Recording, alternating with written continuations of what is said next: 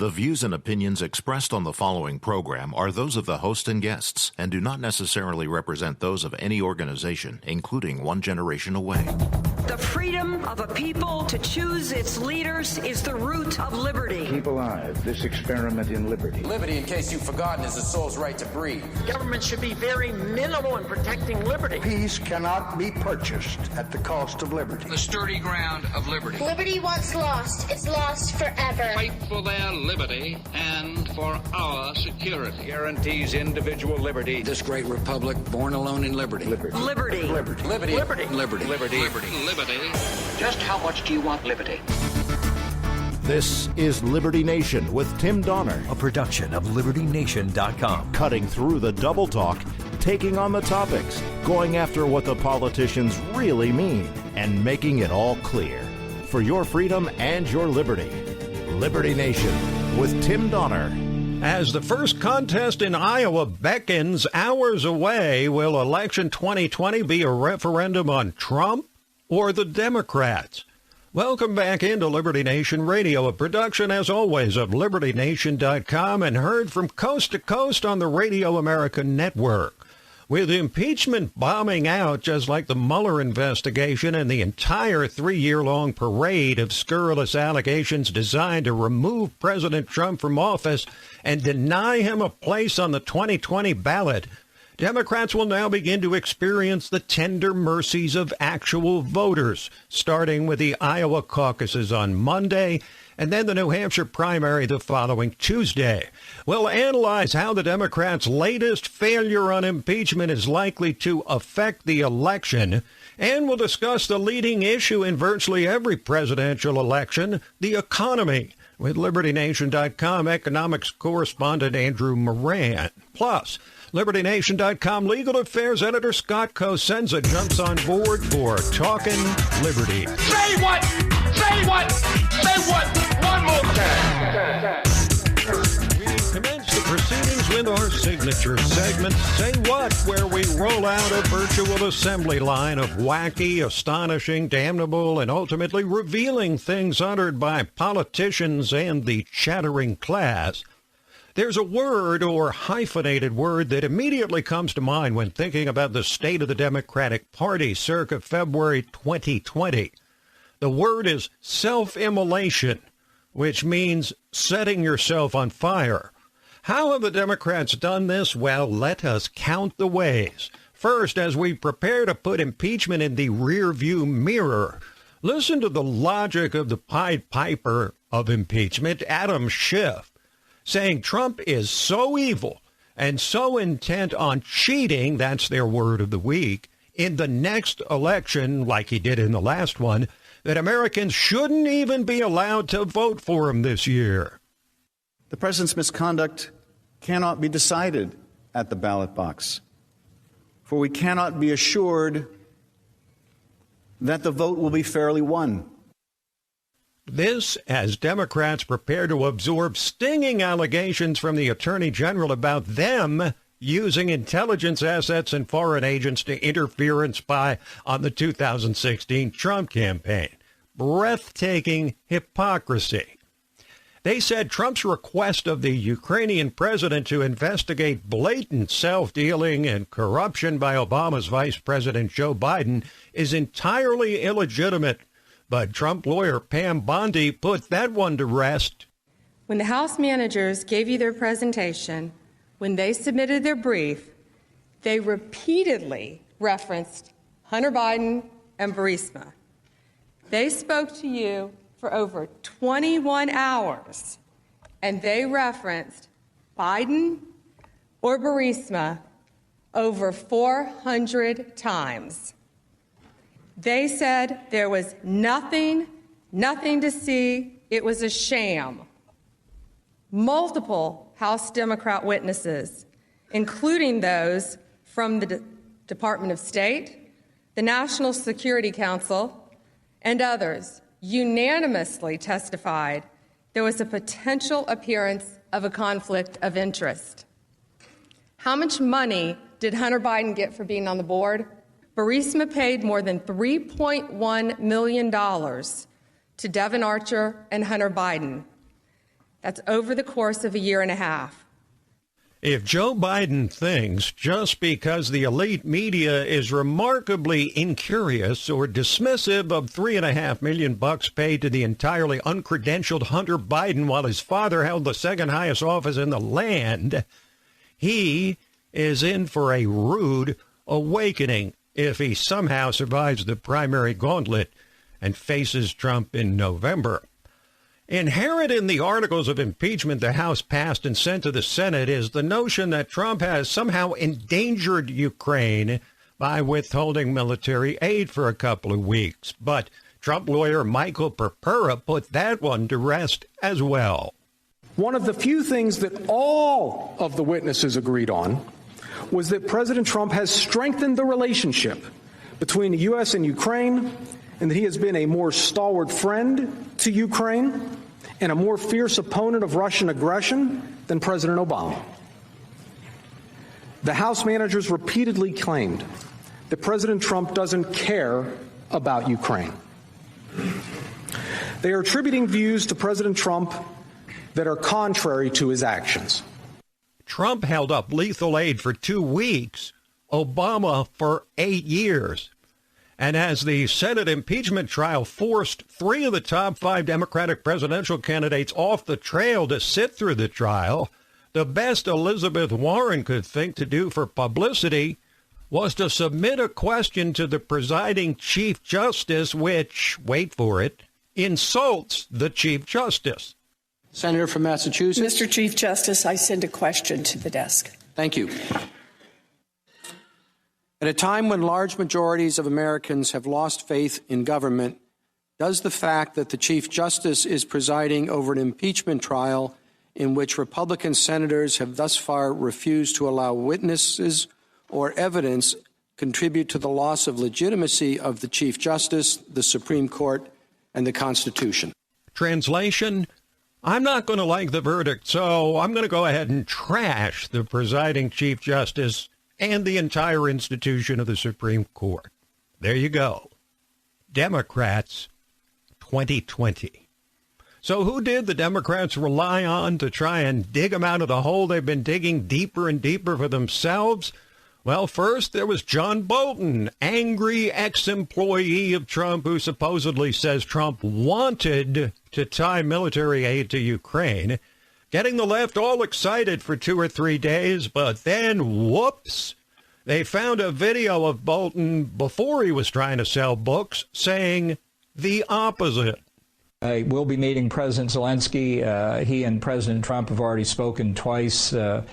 President called to congratulate President Zelensky on his election and then on his success in the parliamentary election. They were very warm and cordial calls. We're hoping that they'll be able to meet in Warsaw and have a few minutes together because the success of Ukraine, maintaining its freedom, its system of representative government, a free market economy free of corruption, and dealing with the problems of the Donbass and the Crimea are high priorities here, obviously, but high priorities for the United States as well. That's a problem.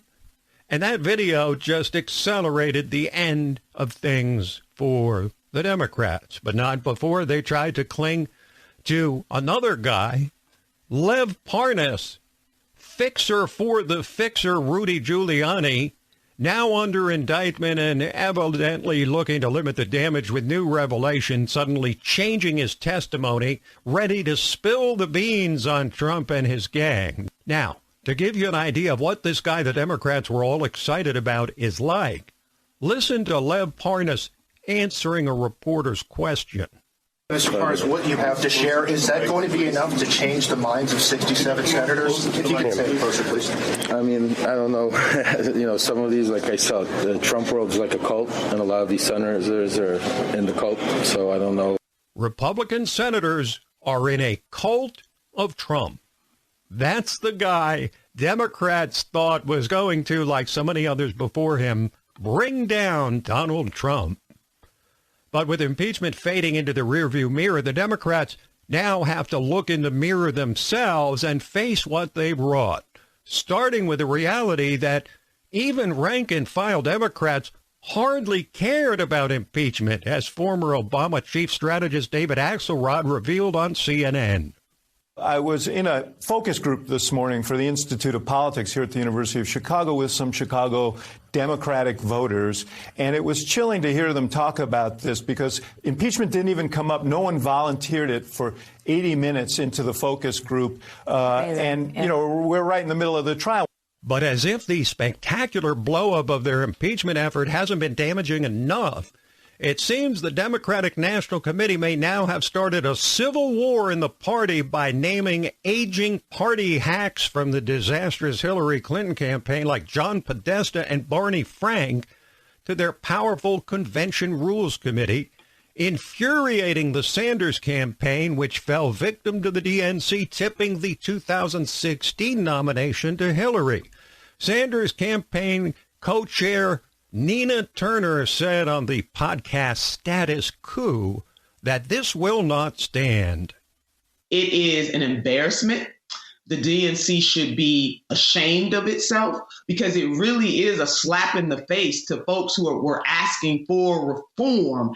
And let me just say this, that if the DNC believes that it is going to get away in 2020 with what it did in 2016, it has another thing coming. And if you've heard what some Sanders campaign staffers said in undercover footage from Project Veritas the last couple of weeks, promises of starting riots, re-education camps, gulags, abolishing Congress, the threats of violence from the far left do not appear to be empty. We close with one more manifestation of the Democrats' self-immolation on CNN, of course. A holy trinity of Trump haters. Don Lemon from the broadcast media, Wajat Ali of the New York Times from the print media, and never Trump Republican Rick Wilson slandering those stupid hicks who voted for Trump. Donald Trump couldn't find Ukraine on a map if you had the letter U and a picture of an actual physical crane next to it. He knows that this is, an administration defined by ignorance of the world. And so that's partly him playing to their base and playing to their audience, the credulous boomer Rube demo that backs Donald Trump, that wants to think that Donald Trump's a smart one and y'all elitists are dumb. You elitists with your geography and your maps and your spelling. Even though your math and your reading. Yeah, you're reading, your geography, knowing other countries, sipping your latte. All those lines on the map. Boomer Rube demographic. That, my friends, is exactly what the left thinks of people who voted for Trump. Rest assured, the president's campaign will make maximum use of that most revealing footage. Quick break, and then we're back to consider the question with all the problems we just outlined. Is election 2020 a referendum on Trump or the Democrats? Liberty Nation with Tim Donner. Where can you find honest political commentary with sobering analysis, accountability, deconstructing threats to our liberty, and boldly reporting the truth? Subscribe to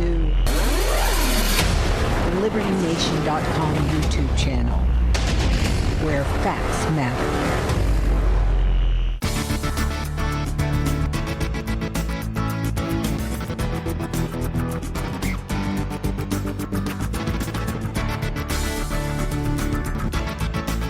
We believe that all men are entitled to blessings of liberty. This is Liberty Nation with Tim Donner. So let's see if we've got this straight. Donald Trump should be forcibly removed from the presidency and denied a place on the 2020 ballot because he attached conditions to hundreds of millions of taxpayer dollars in lethal aid to a nation repeatedly denied that very aid by Trump's predecessor. But wait, that's not all. Trump should be taken down and off the ballot for requesting, though not receiving, an investigation of prima facie self-dealing with a foreign country by the second-ranking member of the previous administration, lining the pockets of his wayward son with millions of dollars, a guy who then fired the person investigating that son's company. But he's now a candidate for president, so we're not allowed to do that. But we're not finished. Trump should be disqualified from seeking re-election. Here's where the logic becomes twisted beyond recognition.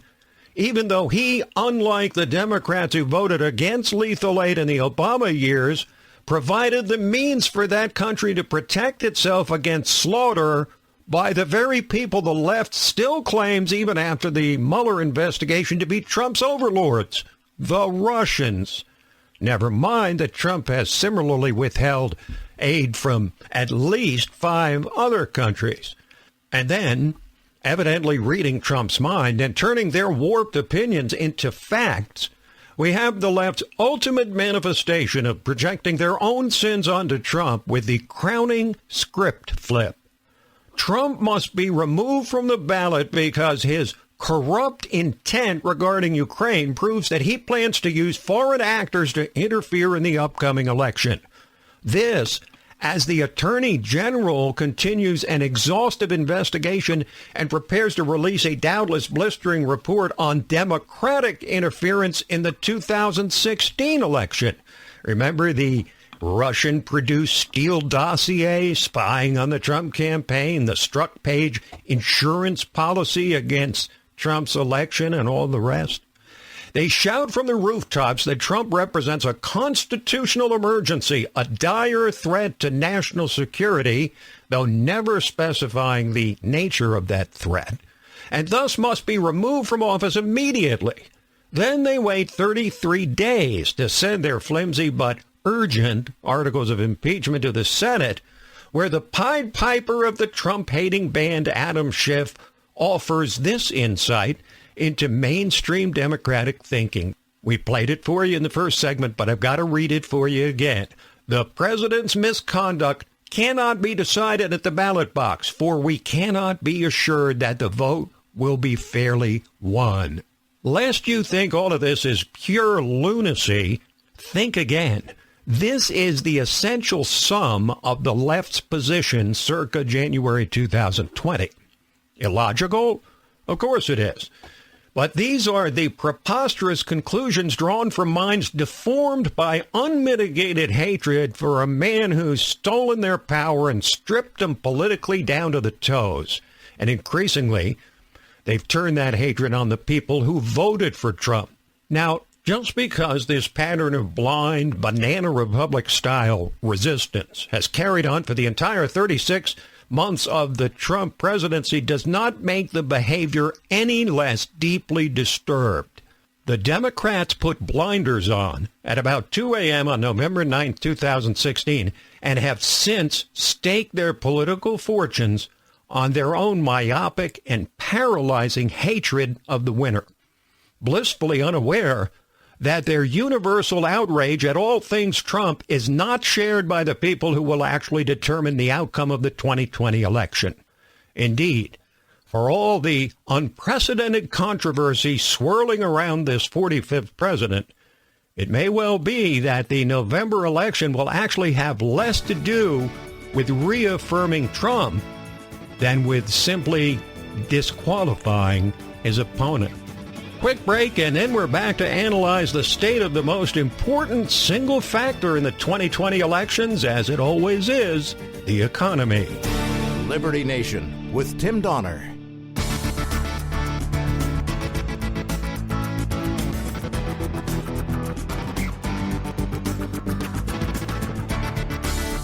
Far more important than my political future and far more important than yours, the well-being of our country. This is Liberty Nation with Tim Donner. There's been one issue which has persisted as uppermost in the minds of American voters for as long as anyone can remember.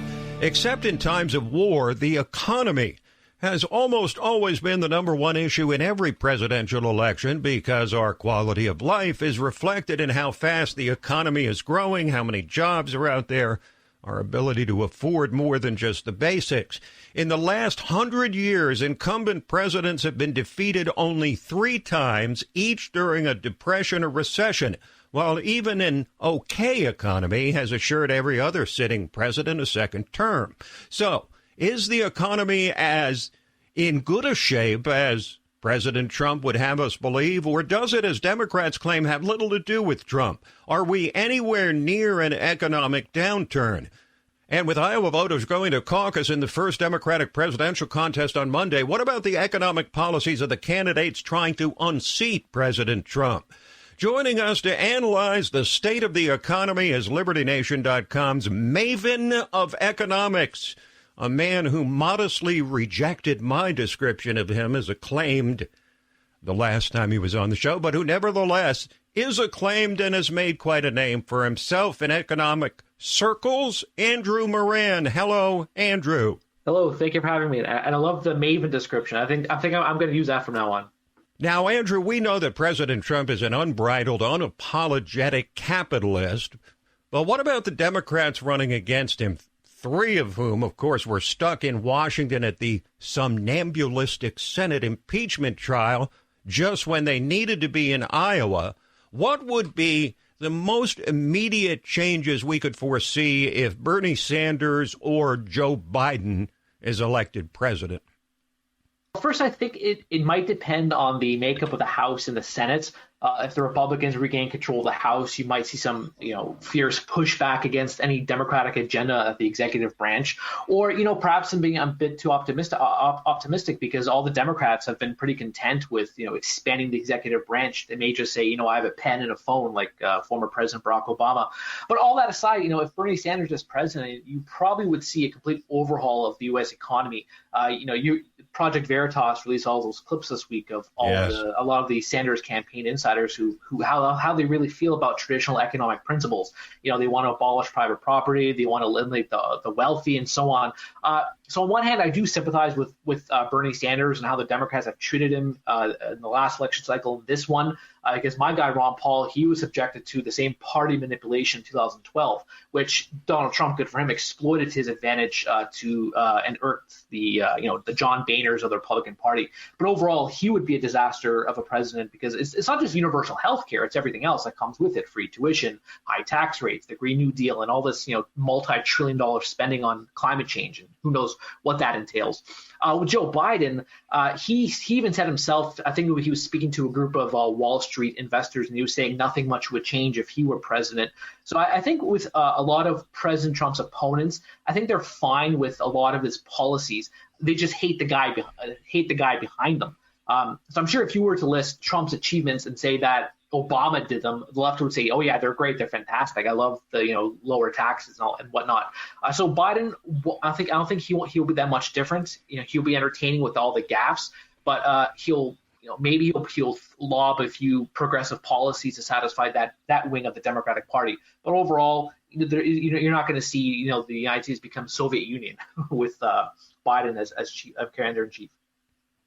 Which is why he's still leading in Iowa and competitive in New Hampshire and leading big in South Carolina. So he's still the odds-on favorite, hard as that is for many to sort of process.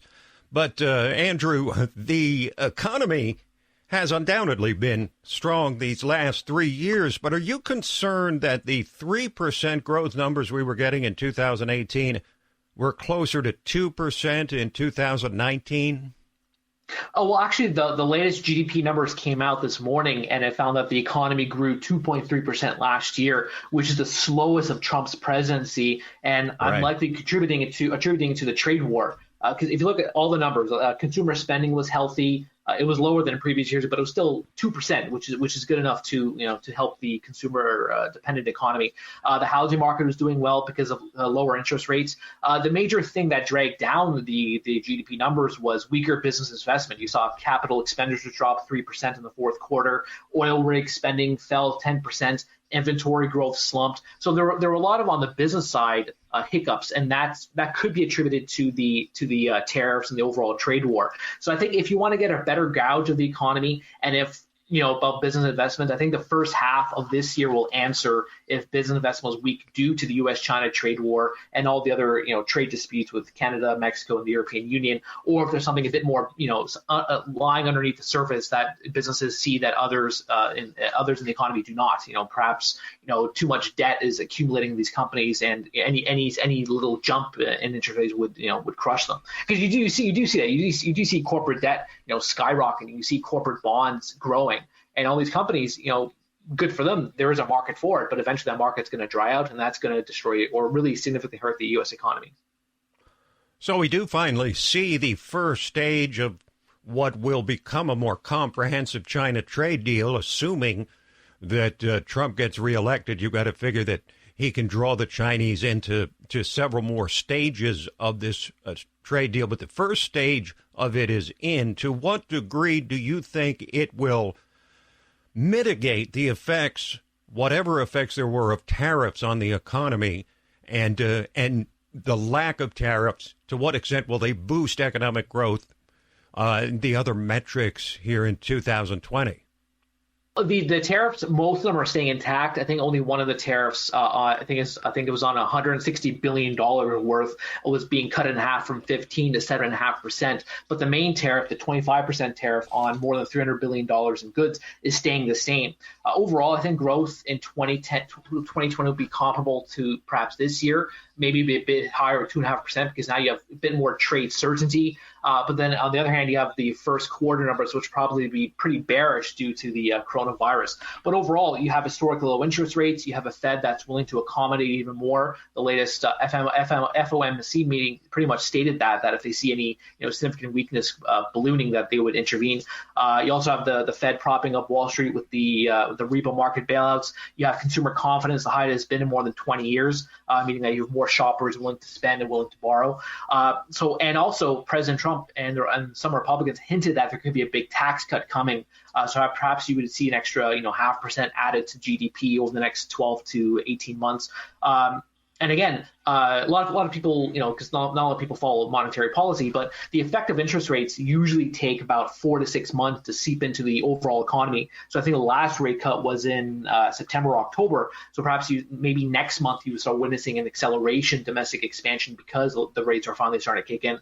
So as I've said before in this program, I do not anticipate a recession this year or even next year. You have, the Federal Reserve money printing, it's continued to accelerate. There was a bit of a pause, but overall it's on an upward trajectory. You have low rates. You have consumer confidence. Business investment could rebound over the coming months because of the phase 1 and phase 2, which perhaps we'll see before the next election. But I'm also I have razor blades on order, because when the next recession happens, it's going to be hell. It's not going to be like what she saw in the Depression or the last recession. Taking us to school, as he so often does, Andrew Moran, economics correspondent for LibertyNation.com. If you want to learn about economics, read his stuff. Thank you, Andrew. Thank you very much. Liberty Nation with Tim Donner. And now we have reached the portion of Liberty Nation Radio which we entitle Talkin' Liberty. It's when we welcome back in our guardian of individual liberty, LibertyNation.com legal affairs editor, Scott Cosenza. Hello, Scott. Hello, Tim. Thank you. You're very welcome, as always. And we start off with a story about the Department of Justice intervening, as you describe it, dramatically, irrationally, and unconstitutionally, increasing the penalty faced by a black woman accused of slapping Jews. Explain this one through for us. Well, I think it's always important when there are feel-good legislation and prosecutions offered to remember that the rich white guy that they start off with prosecuting, that quickly trickles down, and the victims of over-prosecution, is campaigned against now, by the way, by so many candidates, are often sort of poor black people or, other people that, the sort of champions of the downtrodden would not want to see affected that way. So that's a long introduction, Tim. to go and say, why is this woman being prosecuted as a federal hate crime when she slapped a few people? It's because of the words that she used when she did it. This woman called Tiffany Harris in a Jewish section of Brooklyn called Crown Heights, slapped 3 Jewish women and basically said an unprintable word and insulted them. That was it. She was prosecuted under the state law. The NYPD arrested her and charged her with serious crimes for which she could spend years in prison. But the pile-on comes from the federal government. And the reason for these federal crimes, Tim, was to only redress it when states weren't prosecuting crimes, right? Like what happened to many American blacks in the South is... Right. But that's... So this over-criminalization problem that we have, it's happening right now, and it's happening with laws that, unfortunately, so many on the left want to sort of promulgate, which is these hate crime laws. I thought it was only white people that were subject to these laws. Yeah, right. Well, that's exactly the point. They're the ones that are subject to them on the front page of the paper and on the sales brochure for the new criminal penalties. But when the check comes due, it's often not that person who pays the tab. All right, let's move to the Old Dominion, Virginia. And fortunately, this week we're not going to be talking about how the Democrats who run the state are trying to take away people's guns, but instead about the Virginia Supreme Court blocking searches over speeding. Well, Tim, this is, I think, a great story for the ruling itself and troubling for the reason how we got here. It's a Virginia Supreme Court case, Tim, whereby a police officer was ruled to have inappropriately searched a driver's handbag who he pulled over for speeding. This officer, Brian Billings from Petersburg, Virginia, pulled over a woman who was flippant to him and totally disrespectful. And how he handled that disrespect was to physically assault her and then conduct an illegal search.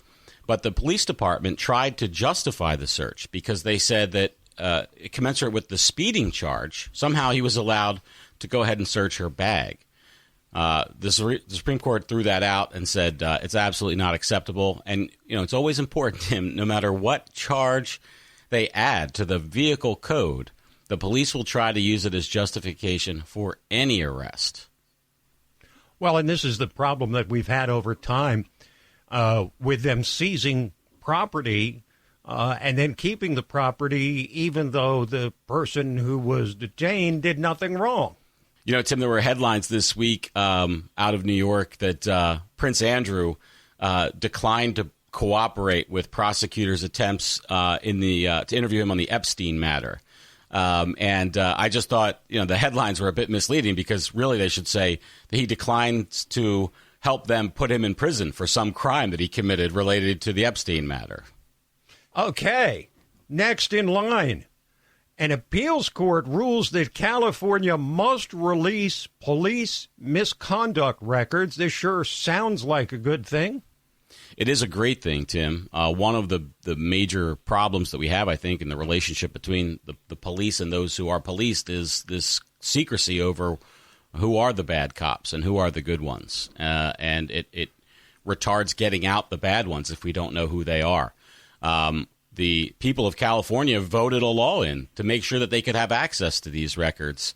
But the Department of Justice tried to withhold them anyway. Unfortunately, they're so, you know, they get on these teams, right? This mentality of Team Blue. And, of course, that's part of what the law is reacting against. So the San Francisco Superior Court ruled that they have to comply with the law and they have to release these records. And hopefully that will increase transparency and the resulting, behavior change from police officers when they know that their bad behavior, to the extent that it is documented, will be discoverable.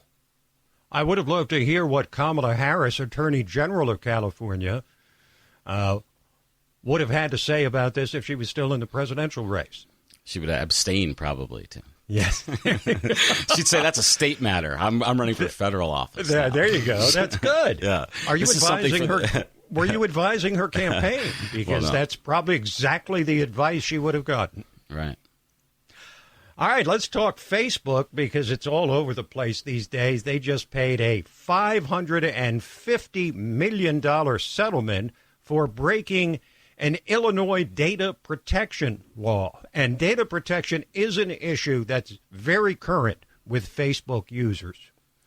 The people who keep track of these things say it's the largest payout for a breach of privacy in U.S. history, Tim, which is why I wanted to bring her to the table. You know, the private companies have the capacity to breach our privacy just like the government does in this digital era. And oftentimes state law is the best place to go for redress of this, not the federal law. Now, I haven't been able to discover yet, Tim, if the $550 million will all go to like 3 lawyers, you know, and their assistants, or if the people who actually were the victims of it will actually get more than like a coupon for some Facebook game. But right. In any case, they have had to pay it out. And it is, I think, $550 million, even for Facebook, is a significant enough disincentive that hopefully they'll modify their behavior.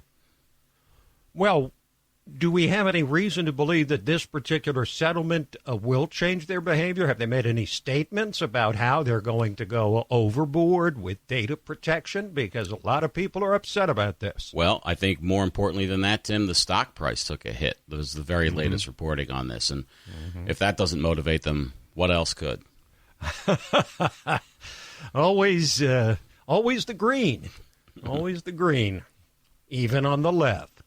Now, Elizabeth Warren, she wants to make it a crime to give out fake information about voting, which means that telling people that they can vote one place or the hours are different or the locations are different than they really are. So what kind of a crime would it be, and what kind of punishment would there be from President Elizabeth Warren? Well, that's exactly right. The actual months of penalties aren't disclosed, but the very notion that she wants to criminalize speech because of the type and kind of speech that it is, Tim, runs counter to everything, we hold sacrosanct about the First Amendment. It's because of the content of the speech. It's regulated differently. And, we have a situation right now where Elizabeth Warren has said that Bernie Sanders says that a woman couldn't be president of the United States, and he says that's not true. Now, could she be brought up on criminal charges, as some sort of if you really want to say about false information about an election, well, one of those is false, right? Whether he did say it or not. So I think it's just super scary, and a proper mocking, I guess, is the only thing I can think of for somebody who suggests that federal criminal penalties should be applied to speech because it has to do with and surround an election. What else could the founders have wanted to protect more than free speech about an election? Commercial speech about, toothpaste? Right. Absolutely not. Right. I think people do need to understand, and this is yet another teachable moment about how the First Amendment deals with free speech writ large, but that it's clear in the writings of the framers of the Constitution that political speech was given a platform above all others, that it is the speech that is to be the most protected, even if it's false. And this is why Facebook is trying to, hopefully, will continue to resist the pressure to fact-check political ads, because they're under a lot of pressure to do that from the left. Leftists thinking that if they fact-check ads, certainly Donald Trump won't be able to get any of his ads up on Facebook. Because they're going to be the fact-checkers, not because they're wrong. Precisely. Thank you, Scott. Thanks, Tim. This program, Liberty Nation Radio and LibertyNation.com's own podcasts, The Uprising, hosted by Scott, and The Rabbit Hole, Politics and Prose, where past is prologue with Mark Angelides. All of them available on demand at LibertyNation.com and from fine podcast providers everywhere.